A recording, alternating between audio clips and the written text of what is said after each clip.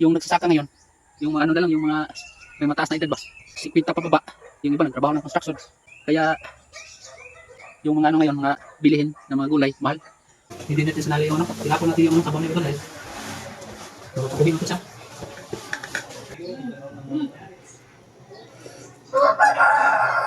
Ayos eh.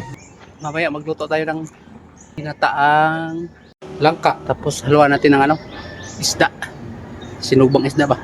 Okay, akyat tayo doon.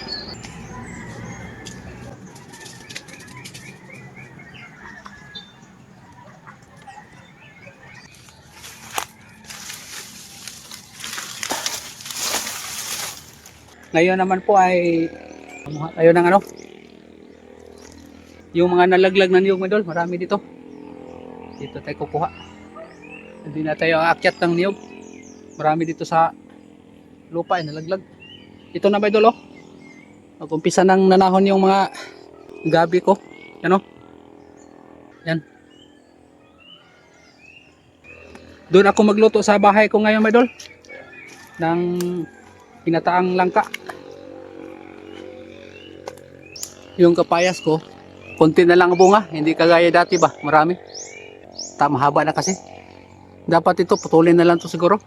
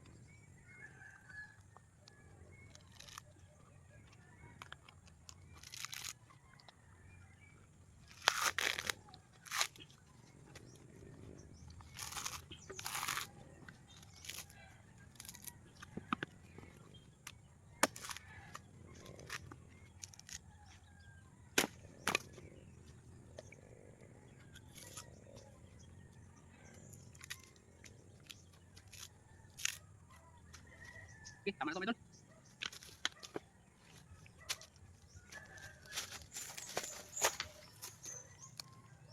Ito siya oh. Nabuhay na yung ano medol, yung mga hiniwa-hiwa kong ulo ng gabi ba. Nabuhay na siya oh. Nagsibol na siya. Minsan na lang ang nagsasaka ngayon medol. Hindi na gaanong marami nagsasaka ngayon. Hindi kagaya nung unang panahon, marami nagsaka ngayon, hindi. Yung nagsasaka ngayon, yung mga ano na lang, yung mga may mataas na edad ba. Yung mga bata, yung mga 50 pa baba, nagtrabaho eh. Yung iba nagtrabaho ng construction.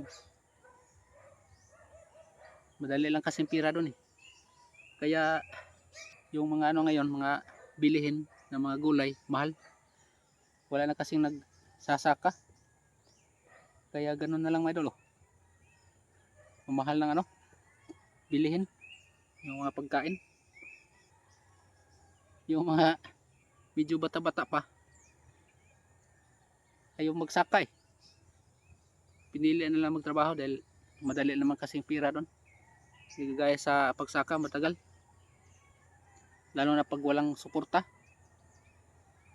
So surrender ka talaga mga idol pag walang nagsusuporta. Wala namang kakain pag magtatrabaho ka dito pag walang magsuporta, hindi ka magtagal.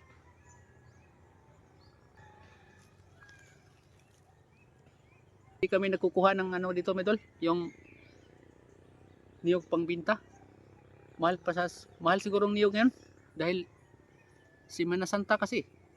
Kala ko kukunin ng kapatid ko dito yung mga tuyo na niyog ba. Nagtrabaho kasi siya. Kaya hindi ito dito mga niyog. Hindi napakinabangan ba. Nasayang lang dito. Hindi nakuha nila ba. Ako hindi ko nagkuha ng niyog pangbinta. Akyat ako isang puno pero maramihan na hindi na ako ubra. Kaya kukuha ako sa mga ito nangalaglag.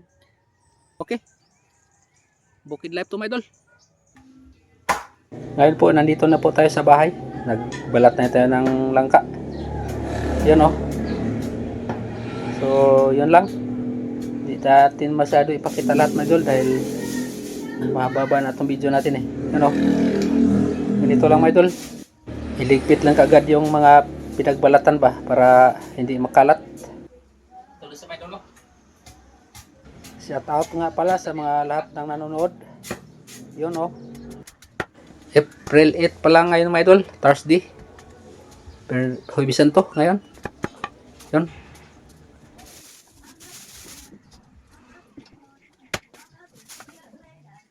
At ito na siya mga idol, hinihiwa-hiwa na nato. Yun. At pagkatapos ito mahiwa natin, isalang natin sa apoy ito. Pakuluan natin para lumambot. Yun oh. At ito na, pagkalipas ng ilang minuto, 30 minutes na palambot na natin. Ito, okay na ito mga idol. Malambot na ito. Isunod natin pag ihaw ng isda, pang sahog ba. Okay.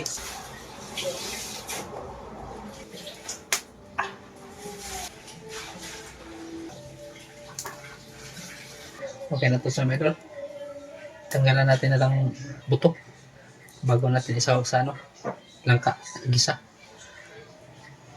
Sobrang usok mga idol. Magsahog siya yung masyadong ko.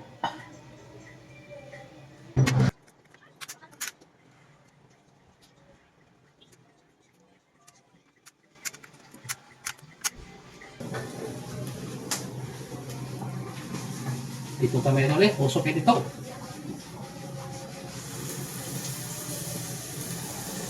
Ano?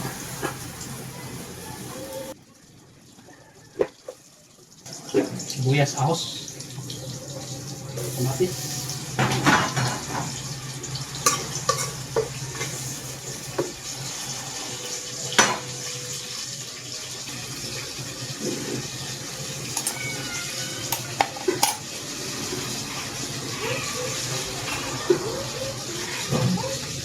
Tingnan natin itong isda ha, kamrad.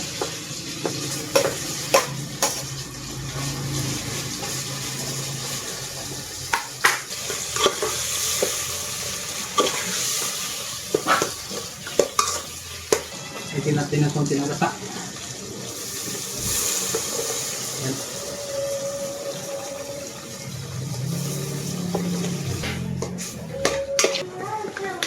Tapos lagyan natin ito lang tama ito. Hindi natin sinali yung tinapon natin yung sabaw niya ito dahil sabuhin mo ito siya.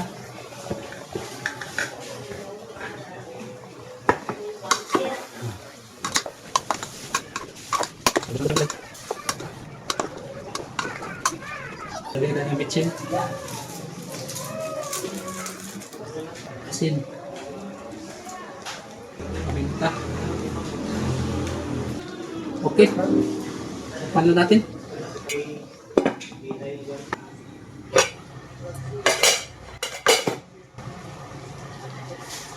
Lagyan natin ng gata mga idol.